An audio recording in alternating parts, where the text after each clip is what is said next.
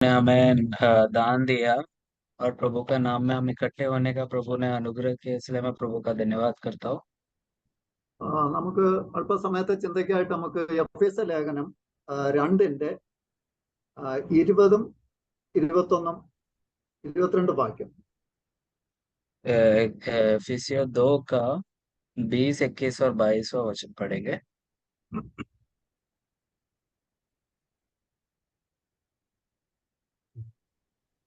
യേശുക്രിസ്തു തന്നെ മൂലക്കല്ലായിരിക്കെ നിങ്ങളെ അപ്പോസ്തലന്മാരും പ്രവാചകന്മാരും എന്ന അടിസ്ഥാനത്തിന്മേൽ പണിതിരിക്കുന്നു. അവനിൽ കെട്ടിടം മുഴുവനും യുക്തമായി ചേർന്ന് കർത്താവിൽ വിശുദ്ധ മന്ദിരമായി വളരുന്നു. അവരിൽ നിങ്ങളെയും ദൈവത്തിന്റെ നിവാസമാകേണ്ടതിന് ആത്മാവിനാൽ ഒന്നിച്ച് പണിതു വരുന്നു. അവിടെ 20, 21 और 22। और प्रेरितों और आवश्यकताओं की नींव पर जिसके कोने का पत्थर मसीह यीशु आप ही है बनाए गए हो, जिसमें सारी रचना एक साथ मिलकर प्रभु में एक पवित्र मंदिर बनती जाती है, जिसमें तुम भी आत्मा के द्वारा परमेश्वर का निवास स्थान होने के लिए एक साथ बनाए जाते हो। നമ്മൾ പഴയ നിയമത്തിൽ കർത്താവിന്റെ പെട്ടകം, സമാഗമന കൂടാരം, ശലോമോന്റെ ആലയം, ഇതൊക്കെയും നമ്മൾ നോക്കുമ്പോൾ നമുക്ക് പ്രത്യേകം അതിൽ കാണുന്ന ആ പെട്ടകം ജീവനുള്ളതല്ലായിരുന്നു, പക്ഷെ പെട്ടകത്തിനുള്ളിൽ ജീവനുണ്ടായിരുന്നു. तो हम देखते हैं पुराने नियम में हम सोलोमन का मंदिर, संदूक और तंबू के विषय में हम सब देखते समय में, उस संदूक के विषय में देखते समय में, उस संदूक में तो जीवन नहीं था, पर उसके अंदर जो कार्य हो रहा है या फिर उसके अंदर जो चीजें है उसमें जीवन का कार्य हो रहा था। എന്നാൽ സമാഗമന കൂടാരത്തിലും നമ്മൾ നോക്കുമ്പോൾ ആ കൂടാരം പുറമെ നോക്കുമ്പോൾ കൂടാരത്തിൽ ജീവനില്ല, പക്ഷെ ജീവനുള്ള ദൈവം അവിടെ വെളിപ്പെടുന്നു അതിന്റെ ഉള്ളിൽ. तो वो संदूक के विषय में और वो तंबू के विषय में भी हम देखते समय में वो जीवन, वो उसमें तो जीवन नहीं था, पर उसके अंदर जो कार्य हो रहे थे वो जीवन का कार्य, परमेश्वर एक जीवन प्रकट करना चाहता था। ആ ശലോമോന്റെ ദൈവാലയത്തിൽ നമ്മൾ നോക്കുമ്പോഴും അവിടെയും ദൈവം അന്തർമന്ദിര കൃപാസനത്തിൽ നിന്ന് കർത്താവ് വെളിപ്പെടുകയും അവിടെ ദൈവത്തിന്റെ സംസാരമുണ്ട്, കാരണം ജീവനുണ്ട് അവിടെ. പക്ഷെ പുറമേ നോക്കുമ്പോൾ മന്ദിരത്തെ പൊതുവെ നോക്കുമ്പോൾ അത് ജീവനുള്ളതാണ്. तो पवित्र मंदिर के विषय में भी हम देखते समय में पुराने नियम में परमेश्वर अति पवित्र स्थान में वो कृपा का आसन से प्रभु बात करता था, वो जीवन का वचन उनको वहां से मिलता था, पर वो मंदिर तो वो जीवनदायक मंदिर नहीं था, मंदिर के अंदर जो कार्य हो रहा था वो जीवन का कार्य हो रहा था। ഇവിടെ നമ്മൾ വായിക്കുന്നത് അവനിൽ കെട്ടിടം മുഴുവനും യുക്തമായി ചേർന്ന് കർത്താവിൽ വിശുദ്ധ മന്ദിരമായി വളരുന്നു, അവനിൽ നിങ്ങളെയും ദൈവത്തിന്റെ നിവാസമാകേണ്ടതിന് ആത്മാവിനാൽ ഒന്നിച്ച് പണിതു വരുന്നു. അപ്പം വളർന്നുകൊണ്ടിരിക്കുന്ന ഒരു വിശുദ്ധ മന്ദിരമാണെന്ന് സഭ എന്ന് പറയുന്നത്. तो 21वां वचन में हम पढ़ते हैं, जिससे सारी रचना एक साथ मिलकर प्रभु में एक पवित्र मंदिर बनती जाती है। तो क्या ये हम बनते जा रहे वाले एक विषय में हम देखते हैं। അപ്പൊ ഇങ്ങനെ ഒരു മന്ദിരത്തെ കുറിച്ചാണ് കർത്താവ് നമ്മള് യോഹന്നാന്റെ സുവിശേഷം അതിന്റെ 2-ന്റെ 19 കർത്താവ് പറയുന്നുണ്ട്, യേശു അവരോട് ഈ മന്ദിരപ്പിൻ ഞാൻ 3 ദിവസം കൊണ്ട് അതിനെ പണിയുമെന്ന് ഉത്തരം പറഞ്ഞു. എന്നാൽ കർത്താവ് തന്റെ ശരീരമായ മന്ദിരം പൊളിച്ച് കർത്താവിന്റെ മരണ അടക്ക പുനരുത്ഥാനത്തോടു കൂടെ ഇങ്ങനെ ജീവനുള്ള ഒരു മന്ദിരമായി വളരുന്ന ഒരു മന്ദിരത്തെ ഉളവാക്കാൻ തക്കവണ്ണം യേശു ക്രിസ്തു ക്രൂശിലേക്ക് പോകുന്ന കാര്യമാണ് കർത്താവ് പറഞ്ഞത്. പക്ഷെ ഇത് അവർക്ക് മനസ്സിലായില്ല. तो इधर यूहन्ना 2 का 19 में पढ़ते समय में उधर जब भी प्रभु बोल रहा है इस मंदिर को तोड़ दो और मैं इसे 3 दिन में खड़ा कर दूंगा, जब भी बोलते समय में प्रभु बोलना चाहता है कि ये जो शरीर प्रभु का है वो मृत्यु से जाना आवश्यक है, कि वो मृत्यु से जाकर पुनरुत्थान में वो क्या करना चाहता है, वो एक पवित्र मंदिर बनाना चाहता है। वो अपनी देह के बारे में बोलते समय में ये विषय यहूदियों को नहीं समझ में आया। അവിടെ അപ്പോസ്തലന്മാരും പ്രവാചകന്മാരും എന്ന അടിസ്ഥാനത്തിന്മേൽ പണിതിരിക്കുന്നു എന്ന് പറയുമ്പോൾ നമ്മൾ ചിന്തിക്കരുത് പഴയ നിയമ പ്രവാചകന്മാരെ കുറിച്ചല്ല ഇവിടെ പറഞ്ഞിരിക്കുന്നത്. तो इधर जब भी लिखा गया है कि प्रेरित और भविष्यवक्ताओं के नींव पर, तो उसका मतलब ये भविष्यवक्ता जब भी हम बोलते हैं समय में, ये पुराने नियम का भविष्यवक्ता है हम सोच बैठते हैं। पर നമ്മൾ എഫെസ്യർ 4:11 एफिसियों का पुस्तक 4:11 में हम देखते हैं समय में, ചിലരെ അപ്പോസ്തലന്മാരായും ചിലരെ പ്രവാചകന്മാരായും ഉപദേഷ്ടാക്കന്മാരായും നിയമിച്ചിരിക്കുന്നു. ഇവിടുത്തെ സഭയിൽ ആദിമ നൂറ്റാണ്ടിൽ അപ്പോസ്തലന്മാരുടെ സമയത്ത് ഉണ്ടായിരുന്ന പ്രവാചകന്മാരെ കുറിച്ച് കർത്താവ് ഇവിടെ പറഞ്ഞിരിക്കുന്നു, അപ്പോസ്തലൻ പറഞ്ഞിരിക്കുന്നു. तो 11 में हम देखते हैं वो उसने कुछ को प्रेरित नियुक्त करके और कुछ को भविष्यवक्ता नियुक्त किए हैं। तो उसका मतलब क्या है, कलीसिया के बांधकाम के समय में, उस समय में प्रभु ने बहुत भविष्यवक्ताओं को भी कलीसिया में दिया गया था, उनके नियुक्त के विषय में उधर पौलुस बोल रहे हैं।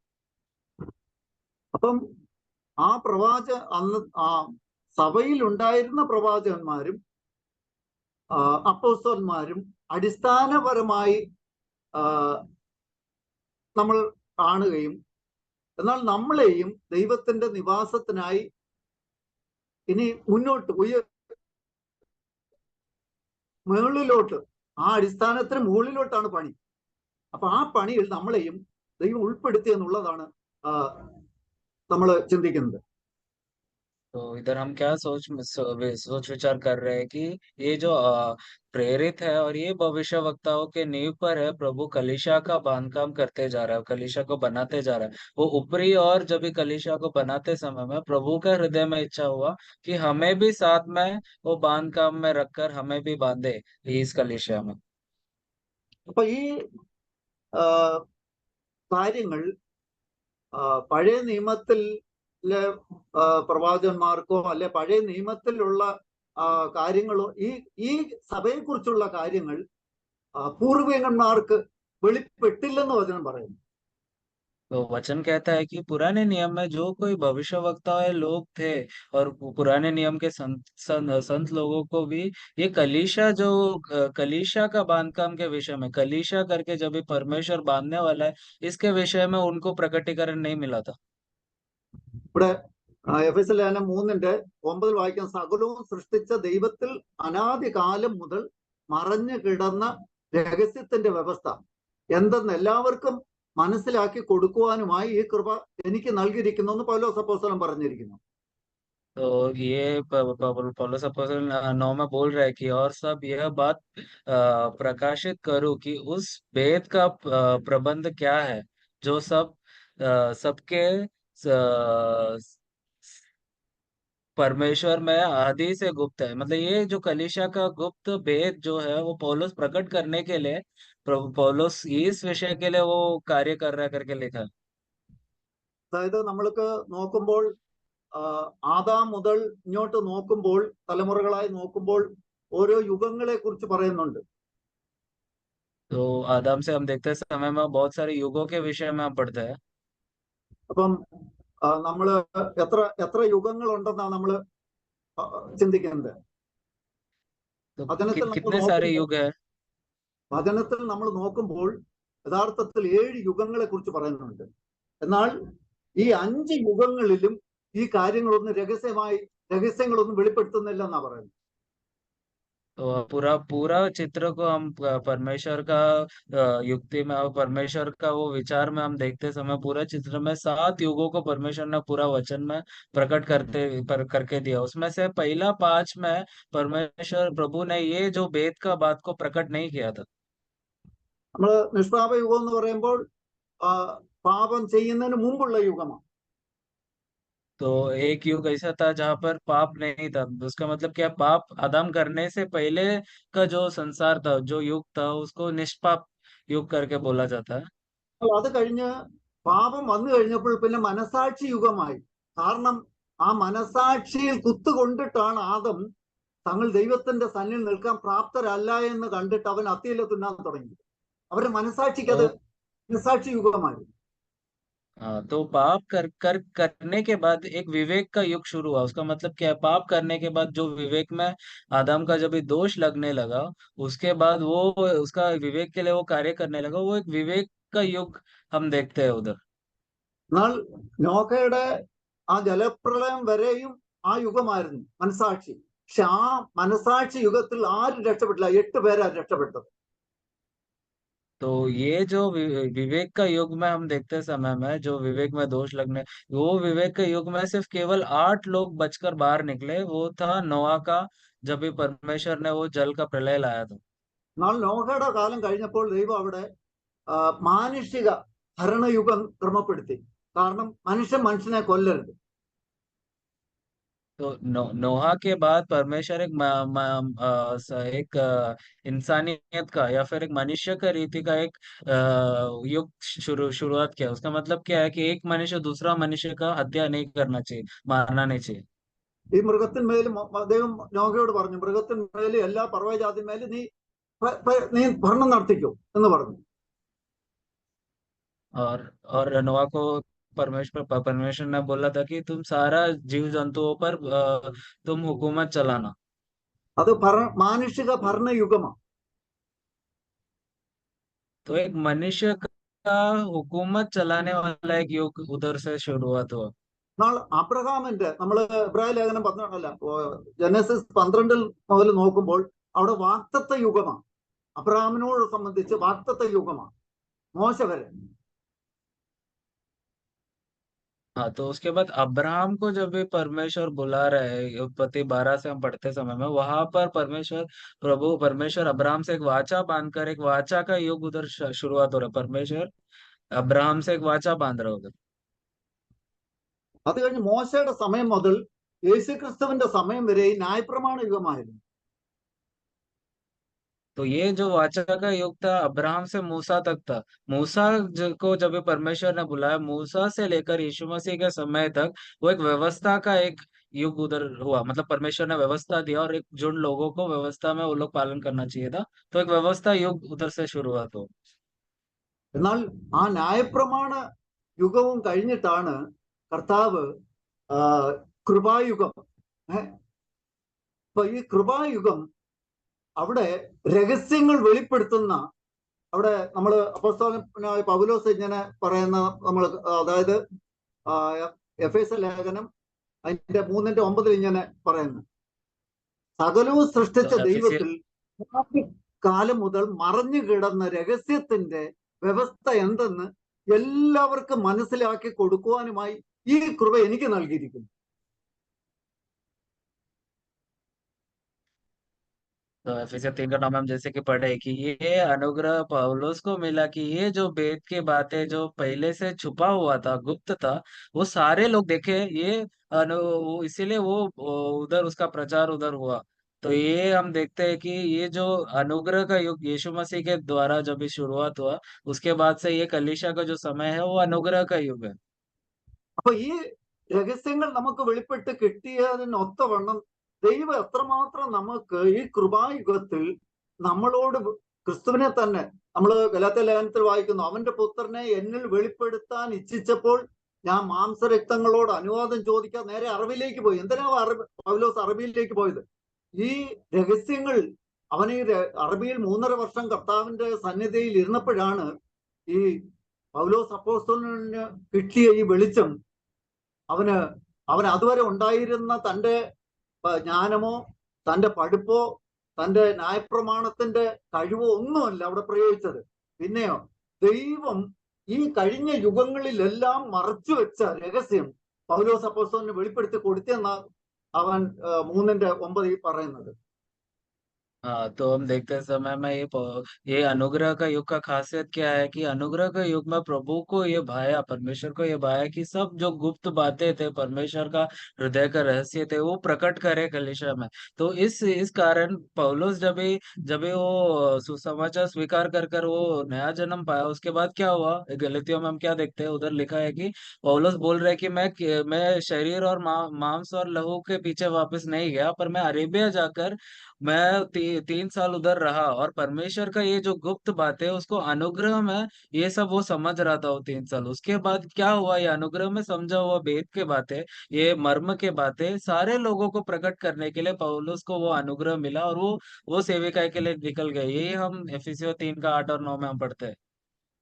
അപ്പം അപ്പോസ്തലനായ പൗലോസിന് കിട്ടിയ ആ അതേ വെളിച്ചം ഇന്ന് സഭയിൽ എല്ലാവർക്കും കർത്താവ് അല്പാൽപമായി, അതായത് ഈ അല്പ വെളിച്ചമെങ്കിലും ക്രിസ്തുവിൽ നിന്ന് ലഭിക്കാത്ത വീണ്ടും ജനിച്ച ഒരു വ്യക്തിയും സഭയിലില്ല.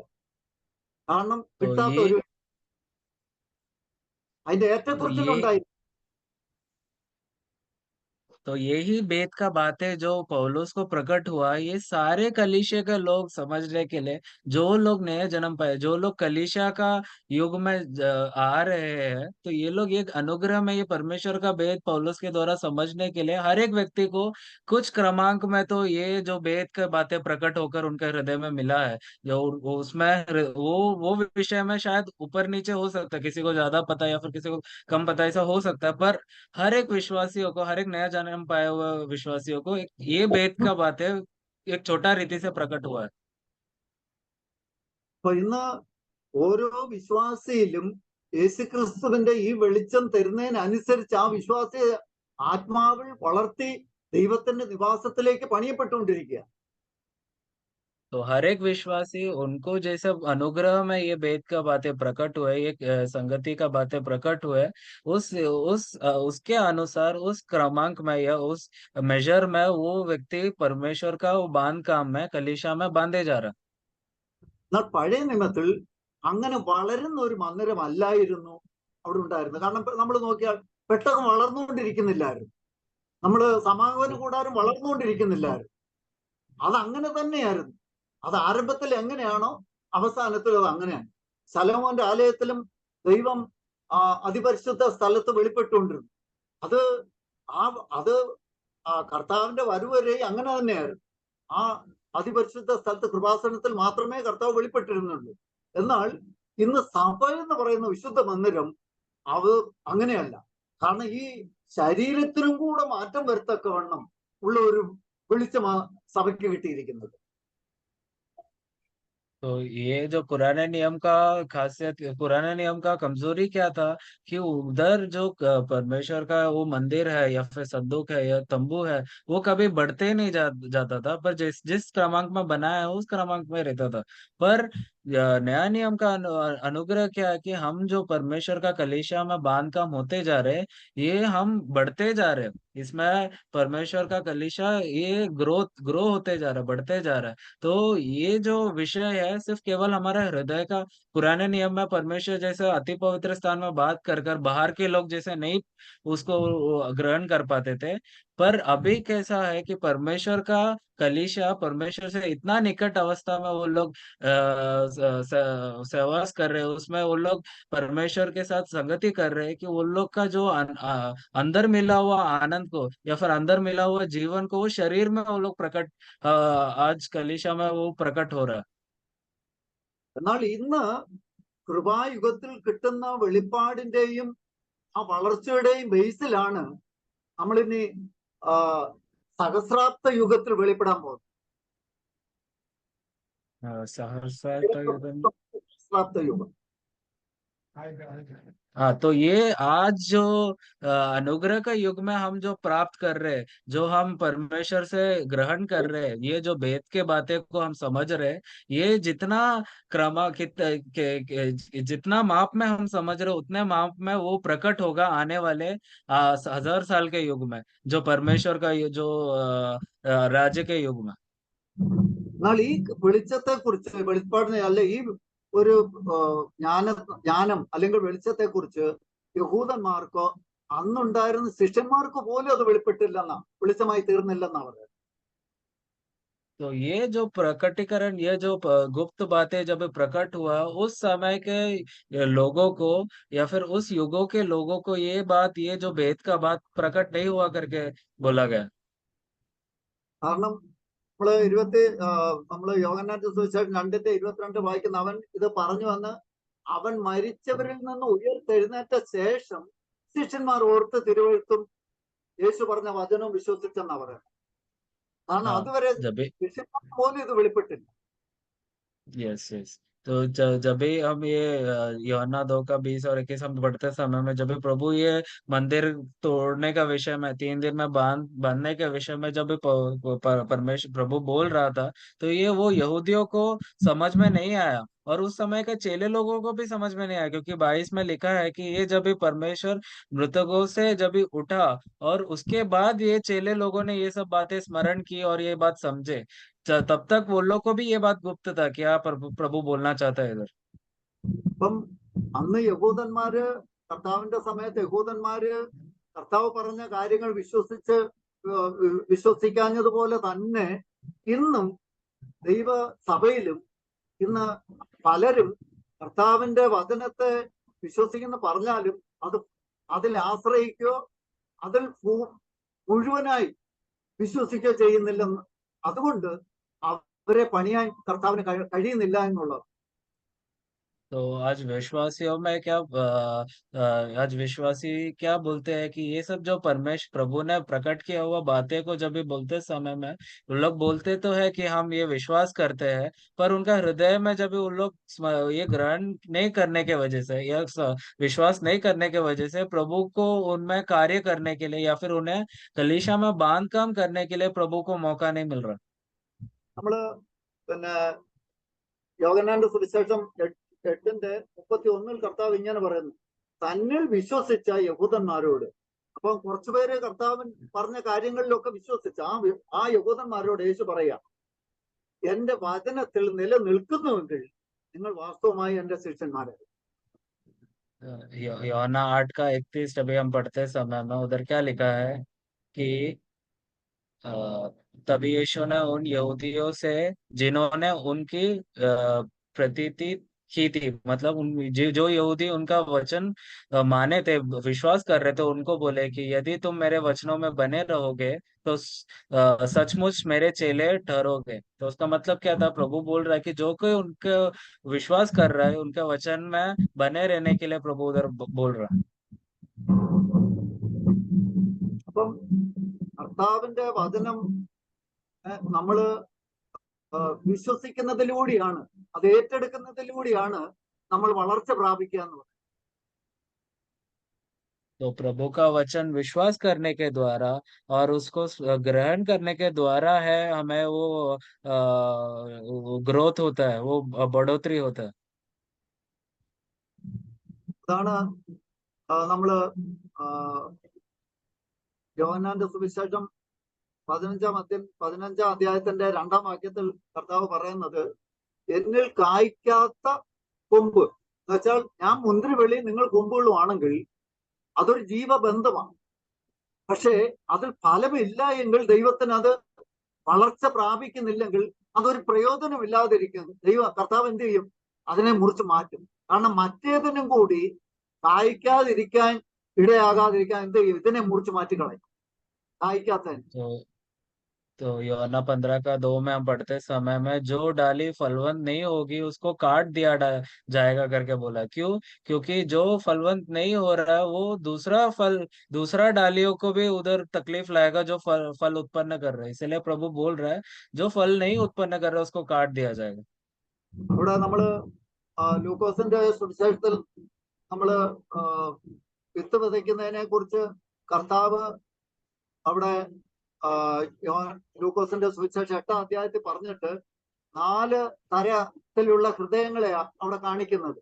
ആ 4 തരത്തിലുള്ള ഹൃദയങ്ങളെ കാണിച്ചിട്ട് ഇത് അതിന്റെ 18-ാം വാക്യത്തിൽ പറയാം, ആകയാൽ നിങ്ങൾ എങ്ങനെ കേൾക്കുന്നു എന്ന് വെച്ചാൽ എങ്ങനെ ഇതിനെ ഞാൻ പറഞ്ഞത് എങ്ങനെ നിങ്ങൾ ഗ്രഹിക്കുന്നു എന്ന് സൂക്ഷിച്ചോളൂ. അത് ഗ്രഹിക്കുന്നവന് പിന്നെ ആ വെളിച്ചം കിട്ടിക്കൊണ്ടിരിക്കും, ഇല്ലാത്തവനോ ആ വെളിച്ചം ഉണ്ടെന്ന് ഭാവിക്കുന്നത് അതും കൂടി ഇല്ലാതെയായി, അവന്റെ ഭാവനയെല്ലാം ഒരിക്കലും നിഷ്ഫലമായി. हाँ, तो हम लूका का पुस्तक 8वां अध्याय में हम जब पढ़ते समय में उधर 4 प्रकारों का हृदय को हम देखते हैं। उधर वो बोलने के बाद प्रभु उधर क्या 18वां वाक्य में क्या बोल रहे हैं कि इसलिए तुम चौकसी रहो कि तुम किस रीति से सुनते हो। जो वचन प्रभु बोल रहे हो किस रीति से हमें सुनते हैं करके हमें चौकसी रहने के लिए प्रभु बोल रहा है। क्योंकि जिसके पास है उसको उसे दिया जाएगा और जिसके पास नहीं है उससे वे भी ले लिया जाएगा जो वो उसके पास समझता है कि है। तो ये प्रभु उधर चौकसी रहने के लिए बोल रहा है कि जो जैसे हम वचन सुनते हैं और ग्रहण करते हैं। 1 കൊരിന്ത്യർ 1:18 നമ്മൾ ഇങ്ങനെ വായിക്കുന്നു, ക്രൂശിന്റെ വചനം നശിച്ചു പോകുന്നവർക്ക് അത് ഭോഷത്വമാണ്, പക്ഷേ അത് ഗ്രഹിക്കുന്നവർക്ക് എന്താ അത്? അത് ദൈവശക്തിയാണ്, ജീവനാണ്. ആ വചനത്താൽ അവൾ വളർത്തപ്പെടുകയാണ്, വളർച്ച പ്രാപിക്കുക. तो पहला कोरिन्थियर 1:18 पढ़ते समय में उधर लिखा है कि ये जो क्रूस का वचन है, ये नाश होने वाले लोग के लिए मूर्खता है, परंतु हम जो उद्धार पाने वाले हैं, उसका मतलब क्या है? जो परमेश्वर का इस क्रूस का वचन को ग्रहण करने वाले, उसको सुन के वचन को विश्वास करने वाले, उनके लिए ये परमेश्वर का सामर्थ्य है। അപ്പൊ നമ്മള് ലൂക്കോസിന്റെ സുവിശേഷത്തിൽ നമ്മൾ കർത്താവ് പറഞ്ഞ് എങ്ങനെ കേൾക്കുന്നു, എങ്ങനെ ഗ്രഹിക്കുന്നു, അത് യഹൂദന്മാര് കർത്താവ് ഈ മന്ദിരം പൊളിപ്പിന് അതിനെ 3 ദിവസം കൊണ്ട് ഞാൻ പണിയുമെന്ന് പറഞ്ഞപ്പോൾ ആ 46 വർഷം കൊണ്ട് പണിത മന്ദിരത്തെക്കുറിച്ച്, ഭൗമികമായ ആ മന്ദിരത്തെക്കുറിച്ച് മാത്രമേ യഹൂദന്മാർക്ക് ചിന്തിക്കാൻ കഴിഞ്ഞുള്ളൂ. എന്നാൽ അങ്ങനെയല്ല, വചനം നമ്മൾ എങ്ങനെ ഗ്രഹിക്കണമെന്ന, അത് കർത്താവിന്റെ ആത്മാവ്, കാരണം ശിഷ്യന്മാർക്ക് പോലും അതിനെക്കുറിച്ച് വെളിപ്പെട്ട് കിട്ടിയത് കർത്താവിന്റെ പുനരുത്ഥാനത്തിന് ശേഷം, ആത്മാവ് വന്നതിന് ശേഷം. ഈ ആത്മാവ് ഇന്ന് നമുക്കിത് ക്രിസ്തുവിനെ കുറിച്ച് വെളിപ്പെടുത്തി തരുന്നില്ലെങ്കിൽ നമുക്കത് മറവായി തന്നെ ഇരിക്കും. तो ये जो बात है, प्रभु ने जो बोला, पहले हम पढ़े कि ये मंदिर को तोड़ दो, 3 दिन में बना दूंगा, और तुम चौकसी रहो किस प्रकार तुम वचन सुनते हैं। ये सब प्रभु बोलते समय में उधर क्या बोलना चाहता है कि वो यहूदी लोग क्या समझे कि वो लोग ये प्रशंसा कर रहे कि 46 ईयर्स में हम लोग ये मंदिर को बनाए, कैसा ये तोड़ेंगे, वो उसमें वो लोग प्रशंसा कर रहे कि उसका मतलब क्या है कि उन्हें वो समझ में नहीं आया, ग्रहण नहीं हुआ जो परमेश्वर बोलना चाहता है, प्रभु बोलना चाहता है। वो सुने भी नहीं और उनको ग्रहण भी नहीं हुआ। चेलों को भी वो विषय जब वो लोग सुने, उन लोग को वो समझ में नहीं आया। सिर्फ केवल प्रभु जब पुनरुत्थान हुआ, जब आत्मा को उनके अंदर भेजा, तो आत्मा के द्वारा है उनको ये सब स्मरण हो रहा है और उनको ये समझ में आ रहा है कि प्रभु क्या बोलना चाहता है। वैसे ही आज आत्मा हमारे अंदर है और हमारे बीच में है। बोलते बोलते समय भी जो आत्मा बोलना चाहने वाला वचन अगर हम ग्रहण नहीं कर रहे या फिर सुन रहे नहीं है, तो वो हम उधर वो परमेश्वर उधर हमारे बीच में कार्य करने नहीं होगा उस विषय में। കർത്താവ് വേറൊരു ഉപമ പറഞ്ഞപ്പോൾ വിളക്കിന്റെ ഉപമ പറഞ്ഞു. നമ്മള് ലൂക്കോസിന്റെ സുവിശേഷം 8:16 പറയുന്നത്, വിളക്ക് കത്തിച്ചാരുവാ അത് പാത്രം കൊണ്ട് മൂടുകയോ കട്ടിൽ കീഴെയോ വെക്കാതെ അകത്ത് വരുന്നവർ വെളിച്ചം കാണേണ്ടതിന് പീഠത്തിന്മേൽ അത്ര വെക്കുന്നത്. എന്താണ് കർത്താവ് ഈ പറഞ്ഞ ഉപമയുടെ അർത്ഥം? तो लूका 8:16 में हम पढ़ते समय में उधर क्या लिखा है कि कोई दिया भर के बर्तन से नीचे छिपाता नहीं, और ना कोट के नीचे रखता है, परंतु दीवट पर रखता है कि भीतर आने वाले प्रकाश पाए। उसका मतलब क्या बोलना चाहता है प्रभु इधर? അതായത് ഇസ്രായേലിൽ അവരുടെ വീടുകളിൽ അവർക്കൊരു അതായത് ഈ ആ കാലത്ത് തിരിയിട്ട വിളക്കായിരുന്നു അവരുടെ വീട്ടുകളിൽ ഉപയോഗിച്ചുകൊണ്ടിരുന്നത്. അപ്പം അത് തണ്ടിന്മേൽ, മുറി മുഴുവൻ പ്രകാശിക്കത്തക്കോണം അത് തണ്ടിന്മേലോ അല്ലെ ഒരു മേളിൽ തൂക്കിയിടുകയോ ചെയ്യുമായിരുന്നു. അപ്പം ആ വീട് മുഴുവൻ ആ വെളിച്ചം കിട്ടും. അല്ലാതെ അത് പാത്രം കൊണ്ട് മൂടിയാൽ ആ വീടിനുള്ളിൽ ഒരു വെളിച്ചവും കിട്ടത്തില്ല. അതാണ് കർത്താവ് പറഞ്ഞത്.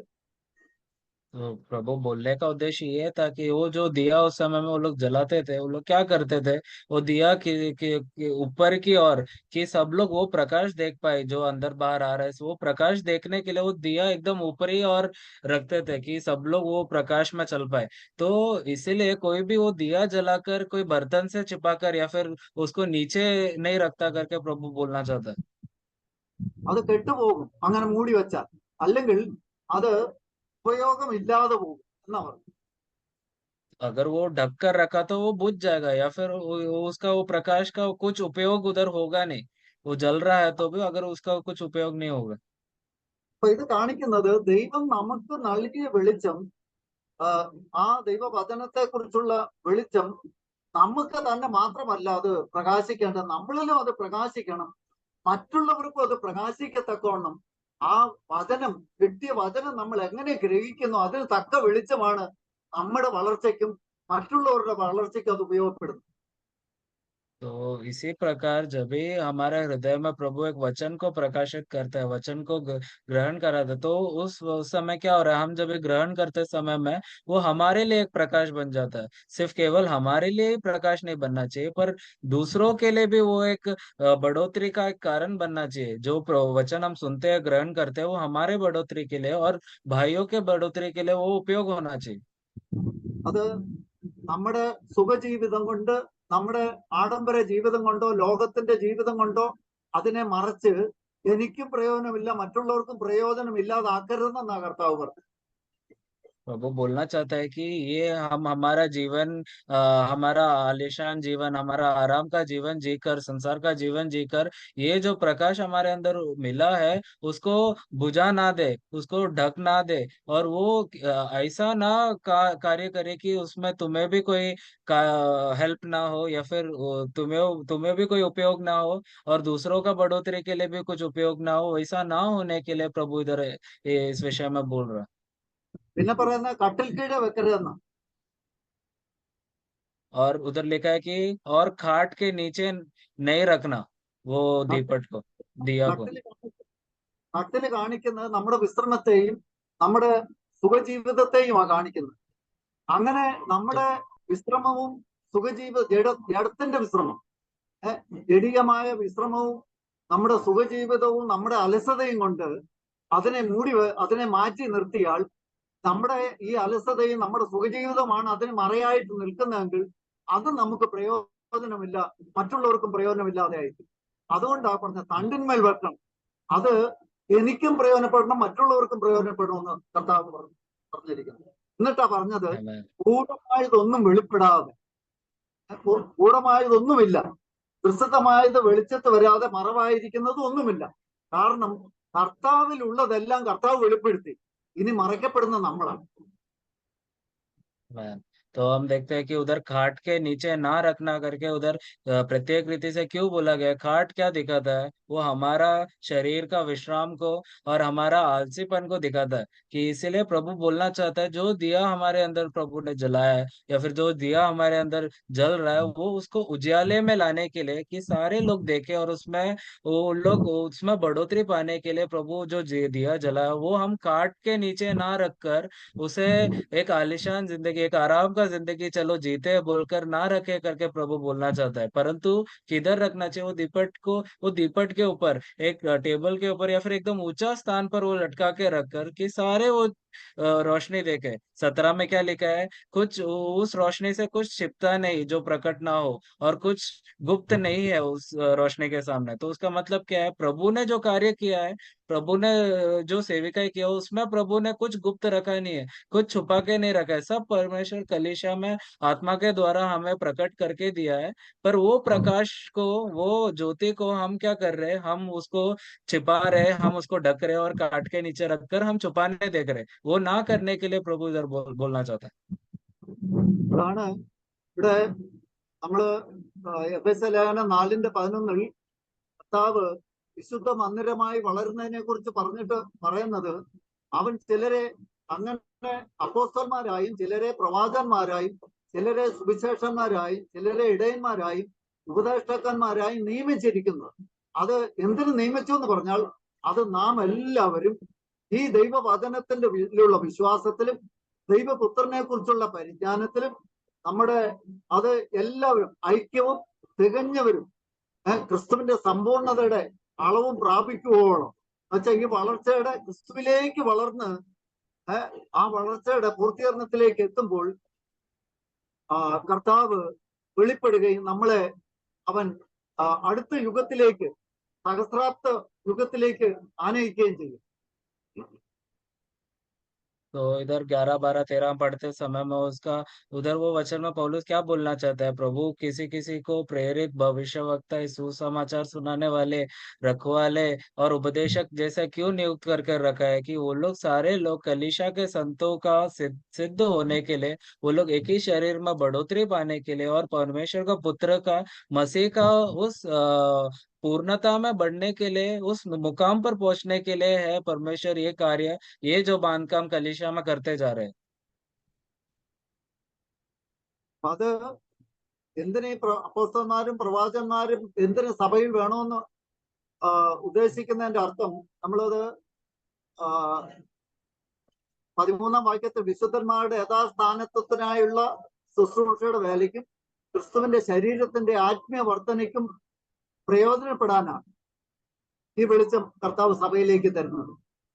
ये जो प्रेरितों का और भविष्यवक्ताओं का सेविका प्रभु ने क्यों इस कलीसिया का नींव पर रखा है, क्योंकि वो लोग सब एक ही विश्वास के एकता में और परमेश्वर का पुत्र के ज्ञान का सिद्धता में वो सिद्ध मनुष्य बन जाने के लिए, 13वां वचन में जैसे लिखा है, वो सिद्ध मनुष्य बन जाने के लिए और मसीह के पूरे डील डोल तक बढ़ने के लिए, तो वो उस बढ़ोतरी तक पहुंचने के लिए वो सेविकाएं प्रभु कर रहा। അപ്പൊ നമ്മള് കർത്താവ് ഇന്ന് നമ്മളെ വളർത്തിക്കൊണ്ടിരിക്കുന്നത് ആത്മാവിനാൽ നമ്മളെ വളർത്തി നമ്മളെ യഥാസ്ഥാനപ്പെടുത്തി നമ്മളെ ജീവനുള്ള കല്ലുകൾ എന്ന പോലെ കർത്താവിന്റെ ജീവൻ തന്ന് നമ്മളെ ആ ജീവനിൽ നിലനിർത്തുകയും വളർത്തുകയും അതെന്തിനാന്ന് വെച്ചാൽ ദൈവത്തിന്റെ നിവാസത്തിനായി. കാരണം ഇനി ഒരു ആലയം എന്ന് പറയുന്നത് ദൈവത്തിന് വസിക്കാൻ ഒരു ആലയം, കൂടാരമോ അല്ലെങ്കിൽ പെട്ടകമോ അല്ലെങ്കിൽ ഭൗമികമായ ഒരു ആലയമോ ഇല്ല. കാരണം കർത്താവ് പഴയ നിയമത്തിൽ പോലും പറഞ്ഞിട്ടുണ്ട്, ദൈവം കൈപ്പണിയായ മന്ദിരത്തിൽ വസിക്കത്തില്ല. കാരണം അവൻ അന്നും ദൈവത്തിന്റെ പ്ലാൻ, കാരണം ഈ ലോകം ഉണ്ടാകും മുമ്പേ തന്നെ ദൈവത്തിന്റെ പ്ലാൻ എന്തായിരുന്നു? അവൻ നമ്മളിൽ വസിക്കണം, മനുഷ്യരിൽ വസിച്ചുകൊണ്ട് ഒരാലയമായി അത് വെളിപ്പെടണമെന്നുള്ളതായിരുന്നു. तो ये जब भी हम पढ़ते समय वचन में लिखा है कि हमें एक ही परमेश्वर का भवन बनाने के लिए हमें जीवित पत्थरों के समान प्रभु हमें बुला रहा है, हम उस समान निकट आते जा रहे हैं। तो पुराने नियम में हम देखते समय में कोई भी मंदिर पे, तंबू पे या फिर उसमें प्रभु का निवास स्थान बुलाया जाए तो भी उधर प्रभु निवास नहीं करता करके अच्छे रीति से पुराने नियम में बोला गया है कि परमेश्वर हाथों से बनाया हुआ मंदिरों पे निवास नहीं करता करके। അപ്പൊ നമ്മള് കർത്താവിന് നമുക്ക് തരുന്ന ഓരോ വചനവും ആ വചനത്തിൽ നാം വിശ്വസിക്കുകയും ആശ്രയിക്കുകയും ചെയ്യുന്നതിലൂടെ ദൈവം നമ്മൾ ആലയമെന്ന വണ്ണം വളർത്തിക്കൊണ്ടിരിക്കുക. तो आज जो परमेश्वर ने हमें वचन दिया है और वचन कितने माप पर हम समझ रहे, ग्रहण कर रहे, उसमें बढ़ रहे हैं, उस माप पर प्रभु हमारे अंदर कार्य कर रहा है और उस माप पर प्रभु हमारे अंदर वो बढ़ोतरी का कार्य हमारे अंदर चलते जा रहा है। 1 പത്രോസ് 1:7 നമ്മള് വായിക്കുന്നത്, വിശ്വസിക്കുന്ന നിങ്ങൾക്ക് അവൻ വിലയേറിയവനാകും. കാരണം യേശുക്രിസ്തു ആണ് നമ്മളിൽ ഏറ്റവും വിലപ്പെട്ടവനെന്നും വിലയേറിയവനാണെന്ന് ഒരു വിശ്വാസിക്ക് കാണുമ്പോൾ മാത്രമേ അവനിൽ ഈ പണി നടക്കാനും അവനെ ജീവനിൽ വളർത്താനും ദൈവത്തിന് കഴിയത്തുള്ളൂ. तो उधर पहला पत्र 1:7 में हम देखते हैं समय में जो जो उन पर विश्वास करता है, जो उन पर विश्वास करता है उनके लिए वो मसीह एकदम मूल्यवान है, बहुमूल्य है। तो ये जब ये हम कितना परमेश्वर को उस माप पर हम देखते हैं, उतने माप पर हम उसमें बढ़ते जा रहे हैं। കാരണം യോഹന്നാന്റെ സുവിശേഷത്തിൽ കർത്താവ് പറഞ്ഞത്, ഞാനാണ് പുനരുത്ഥാനവും ജീവനും. കാരണം നിങ്ങളല്ല, നിങ്ങൾ പുനരുത്ഥാന പുത്രന്മാരാണെന്ന് പറഞ്ഞിട്ടുണ്ട്. പക്ഷേ പുനരുത്ഥാനവും ജീവനും നിങ്ങളാണെന്ന് പറഞ്ഞില്ല, അത് ഞാനാ. പക്ഷെ അവനെയാണ് നാം വിലയേറിയതായി കാണുമ്പോൾ അവൻ നമ്മയും വിലപ്പെട്ടവനായി കണ്ടിട്ടാണ് അതെ നമ്മെ ദൈവത്തിന്റെ ആലയമായി പണിയപ്പെടുന്നത്. तो यूहन्ना का सुसमाचार में प्रभु बोल रहा है कि मैं ही हूँ पुनरुत्थान और जीवन। तो हमें परमेश्वर पुनरुत्थान करके नहीं बुला रहा है, हम पुनरुत्थान के बच्चे हैं करके बुलाया गया है। पर परमेश्वर है, प्रभु है वो पुनरुत्थान और जीवन।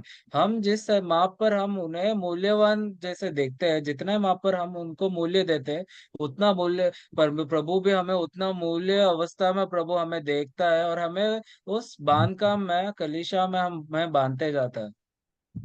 അങ്ങനെ ഇന്നത്തെ സഭ എന്ന് പറയുന്നത് ഇപ്പം വചനത്തിൽ നമ്മൾ പരിശോധിക്കുമ്പോൾ വളർന്നുകൊണ്ടിരിക്കുന്ന സഭയാണ്. പെർഫെക്റ്റ് പൂർത്തീകരിച്ചില്ല, വളർന്നുകൊണ്ടേയിരിക്കുന്ന സഭ. അപ്പോൾ ഇനി എന്നിത് ഈ വളർച്ച അതിന്റെ പൂർത്തീകരണത്തിൽ എത്തുമെന്ന് പറഞ്ഞാൽ കർത്താവിന്റെ പ്രത്യക്ഷതയാണ്. അതുവരെ സഭ വളർന്നുകൊണ്ടിരിക്കും. आज का जो समय में कलीसिया जो है अभी सिद्धता में नहीं पहुंचा है, पर बढ़ते जा रहा है। मतलब बांधते जा रहा है, बांध काम होते जा रहा है।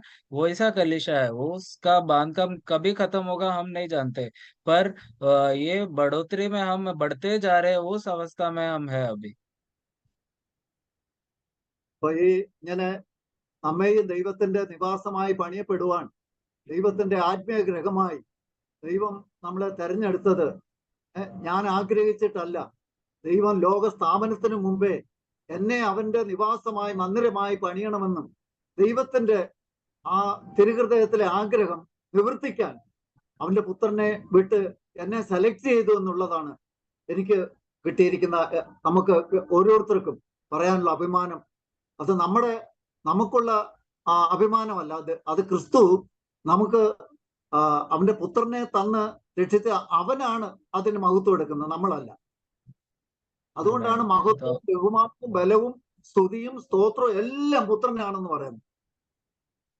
तो हम देखते हैं कि हम हमें इस बांध का में हम कलीसिया के स्वरूप में हम बांधते जाने का ये जो इच्छा जो है, वो परमेश्वर ने वो इच्छा किया।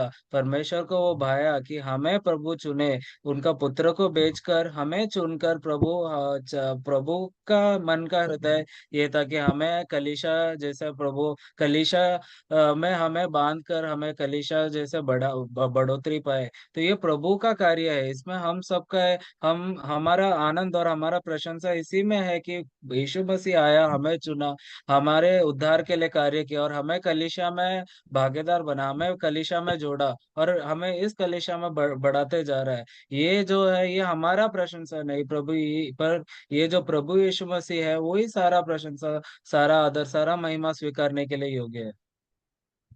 അപ്പൊ ഈ വെളിച്ചമാണ് കർത്താവ്, നമ്മൾ മൗത്തത്തിന് പ്രത്യാശയായ ക്രിസ്തു നിങ്ങളിൽ വസിക്കുന്നു എന്നുള്ള ആ വെളിച്ചമാണ് ഈ കാലഘട്ടത്തിൽ നമുക്ക് ഈ കൃപായുഗത്തിൽ കർത്താവ് വെളിപ്പെടുത്തിയിരിക്കുന്നത്. तो ये जो अनुग्रह का युग में प्रभु ने ये प्रकट किया है कि यीशु मसीह जो हमारा प्रशंसा, हमारा जो आशा का प्रेज है, हमारा जो आशा का स्तुति है, ये जो मसीह को हमारे अंदर प्रभु ने प्रकट किया और हमें उसमें बांधते जा रहे हैं। ये जो प्रकटीकरण हमें कलीशा के युग में, ये अनुग्रह के युग में प्रकट हुआ। നമ്മള് റോമാലേഖനം 16:25 കൂടി വായിച്ച് നമുക്ക് നിർത്താം. അവിടെ പറയുന്നത് നമ്മുടെ പൂർവ്വകാലങ്ങളിൽ മറഞ്ഞിരുന്നിട്ട് ഇപ്പോൾ വെളിപ്പെട്ടു വന്നതും നിത്യദൈവത്തിന്റെ നിയോഗപ്രകാരം സകല ജനതകൾക്കും വിശ്വാസത്തിന്റെ അനുസരണത്തിനായി പ്രവാചകന്മാരുടെ എഴുത്തുകളിലൂടെ അറിയിച്ചിരിക്കുന്നതുമായ രഹസ്യത്തിന്റെ വെളിപ്പാടിന് അനുസരണമായുള്ള എന്റെ സുവിശേഷത്തിനും യേശുക്രിസ്തുവിനെ കുറിച്ചുള്ള പ്രസംഗത്തിന് ഒത്തവണ്ണം നിങ്ങളെ വിശ്വാസത്തിൽ സ്ഥിരപ്പെടുത്തുവാൻ കഴിയുന്ന ഏക ജ്ഞാനിയായ ദൈവത്തിന് യേശുക്രിസ്തു മുഖാന്തരം എന്നേക്ക് മഹത്വം ഉണ്ടാകുമാറാകട്ടെ. ഇപ്പൊ ഇവിടെ പൂർവ്വകാലങ്ങളിൽ മറഞ്ഞിരുന്നിട്ട് ഇപ്പോൾ ഈ കൃപായുഗത്തിൽ ക്രിസ്തുവിലൂടെ വെളിപ്പെട്ടിരിക്കുന്ന ഈ യാഥാർത്ഥ്യം, അതെ, സഭ മുഖാന്തരം അറിവായി വരുന്ന ഈ വെളിപ്പാട്, ആ മറഞ്ഞു കിടന്ന രഹസ്യത്തെ മുഴുവനും വെളിപ്പെടുത്തി തന്നിരിക്കുന്നത്. അപ്പൊ ഇതിൽ നമ്മളും അനുഗ്രഹിക്കപ്പെട്ടവരായി തീരാൻ കർത്താവ് തെരഞ്ഞെടുത്തു എന്നുള്ളതാണ് നമ്മളെക്കുറിച്ച് നമുക്ക് പറയാനുള്ള യോഗ്യത. അത് എന്റെ യോഗ്യതയല്ല, അത് വളരെ ദൈവം എന്നെ മുൻ കണ്ടതുകൊണ്ടും തെരഞ്ഞെടുത്തത് കൊണ്ടും അവന്റെ കൃപ ഒന്ന് മാത്രമാണെന്ന് പറയാനേ നമുക്ക് കഴിയൂ. तो ये जो वचन हम पढ़ते हैं रोमियो 16 का 25 और 26 और 27, क्या लिखा गया है कि ये जो प्रभु को पाया कि ये जो सुसमाचार था, ये जो संसार के शुरुआत से ये जो गुप्त जो सुसमाचार था, ये जो मर्म था, आज कलीसिया के अंदर प्रभु यीशु मसीह के द्वारा ये प्रकट हुआ है। ये प्रकट होने के समय में इस कलीसिया में हमें जो परमेश्वर ने चुनकर हमें अलग कर हमें इस कलीसिया में एक करा है। ये इसमें हमारा कोई भागीदार नहीं, हमारा कुछ कार्य इसमें नहीं था, ये सब प्रभु ने किया है। प्रभु का ये जो मन का इच्छा जो प्रभु पूरा किया है कि आज वो बातें को प्रभु आज हमारे अंदर और हमारे बीच में प्रकट करके दिया है, इसलिए प्रभु का हम धन्यवाद करेंगे। വളർന്നുകൊണ്ടിരിക്കുന്ന മന്ദിരം, ദൈവത്തിന്റെ വിശുദ്ധ മന്ദിരം എന്ന് പറയാൻ വേറൊരു കാര്യം കൂടി പറയുമ്പോൾ, അവിടെ ഈ ദൈവ സഭയ്ക്കുള്ളിൽ സംസാരമുണ്ട്. അത് ജീവനെ കാണിക്കുന്നതാ. നമ്മൾ പൊതുവെ നോക്കിയാൽ മറ്റുള്ള ജാതികളുടെ മന്ദിരങ്ങളിലെങ്ങും അങ്ങനെ ഒരു സംസാരമില്ല. കാരണം അവിടെ ഒന്നും പരസ്പരം ആത്മീയവർത്തനം വരുത്തുന്നില്ല, പരസ്പരം സംസാരിക്കുന്നില്ല. അപ്പൊ അവിടെ എന്താ അതിന്റെ അർത്ഥം? അവിടെ ഒന്നും ജീവനില്ല, ആ മന്ദിരം ഒന്നും ജീവനായി വളരുന്നില്ല. അത് അങ്ങനെ തന്നെ ഇരിക്കും. അപ്പൊ 1000 വർഷം കഴിഞ്ഞാലും ആദ്യം ഇരുന്നത് പോലെ തന്നെ ഇരിക്കും. എന്നാൽ സഭയുടെ വളർച്ച അങ്ങനെയല്ല. ആരംഭഘട്ടത്തിൽ ഉണ്ടായതിനേക്കാൾ സഭ എടുക്കപ്പെടുമ്പോൾ സഭയുടെ വളർച്ച, അനേകര് ക്രിസ്തുവിലേക്ക് വളർച്ച പ്രാപിക്കത്തക്കവണ്ണം യേശു ക്രിസ്തുവാണ് അതിനെ വളർത്തുന്നത്. കാരണം നമ്മള് കൊരിന്ത്യർ ലേഖനത്തിൽ പൗലോസ് പറയുന്നു, നടുന്നവനും നനയ്ക്കുന്നവനും ഏതുമില്ല, വളരുമാറാക്കുന്ന ദൈവമാണ് എല്ലാത്തിലും മുഖാന്തരമായിരിക്കുന്നത്. तो हम देखते समय में इस संसार का मंदिरों को हम देखते समय में उनके अंदर और उनके आपस में कुछ बातचीत नहीं होता, सब मृतकों की अवस्था में रहते हैं और वो मंदिर का कभी बढ़ोतरी नहीं होता। हम देखते हैं वो क्या 10 साल हुआ, 1000 साल हुआ तो भी वो मंदिर वैसे ही रहेगा। पर परमेश्वर का जो मंदिर है, परमेश्वर का जो कलीसिया है, वो आपस में बात करती है और उसमें जीवन का प्रभाव आते जाता है और जीवन का संबंध उसमें बढ़ते जाता है। और ये जो कलीसिया है, ये बढ़ोतरी में बढ़ते बढ़ते ही जा रहा है। और ये जो बढ़ोतरी में बढ़ने वाले लोगों को परमेश्वर कहता है वचन में, पौलुस जैसे बोलता है कि जो बोता है और जो पानी डालता है वो कुछ नहीं, पर ये जो परमेश्वर उसे बढ़ोतरी देता है वही सब में सब कुछ है। तो ये परमेश्वर का कार्य है, हमें पहचान कर प्रभु को धन्यवाद देना। തിമോത്തിയോസ് എഴുതുമ്പോഴും പറയുന്നു, ജീവനുള്ള ദൈവത്തിന്റെ സഭയിൽ എങ്ങനെ നടക്കണമെന്ന്. അപ്പൊ ദൈവത്തിന്റെ സഭ ജീവനുള്ളതാണ്, വളർച്ചയുള്ളതാണ്. तो ഇതിനൊരു ഒരു पहले അവയവമാണ് എന്നെയും ദൈവം തെരഞ്ഞെടുത്തല്ലോ എന്ന് ഓർക്കുമ്പോൾ ഞാൻ എത്ര നന്ദി പറയണം കർത്താവിന്. मैम, तो ये जो तिमोथी में हम देखते हैं कि ये जो परमेश्वर का जीवित मंडली है, तो ये जीवित मंडली जब भी बोलते समय में, जीवित लोगों का जगह जब भी बोलते समय में, ये जीवन से भरा है, इसमें बढ़ोतरी होते जा रहा है। ऐसा एक शरीर में मुझे भी परमेश्वर ने भागीदार बनाया। ये जो परमेश्वर का जीवित परमेश्वर का कलीसिया जब भी हम बोलते समय में, ये जो पर कलीसिया में परमेश्वर ने मुझे भी भागीदार बनाया, मुझे भी एक हिस्सा के स्वरूप रखा है। ये कितना बड़ा अनुग्रह है, ये देखकर हमें कितना अधिक परमेश्वर को धन्यवाद देना। ജീവനുള്ള കല്ലുകളായി നമ്മെ ദൈവത്തിന്റെ നിവാസമായി പണിയപ്പെടുന്ന ആത്മാവിന്റെ ഈ അനുഗ്രഹീതമായ ശുശ്രൂഷയ്ക്ക് നമുക്ക് ദൈവത്തിന് നന്ദി പറയാം. കർത്താവിന്റെ നാമം മഹത്വപ്പെടുമാറാകട്ടെ. ये जीवित परमेश्वर का, ये जो आत्मा का सेविका है जो कलीसिया में आज प्रभु करते जा रहा है, इसलिए हम प्रभु का धन्यवाद करेंगे। परमेश्वर का नाम का महिमा हो।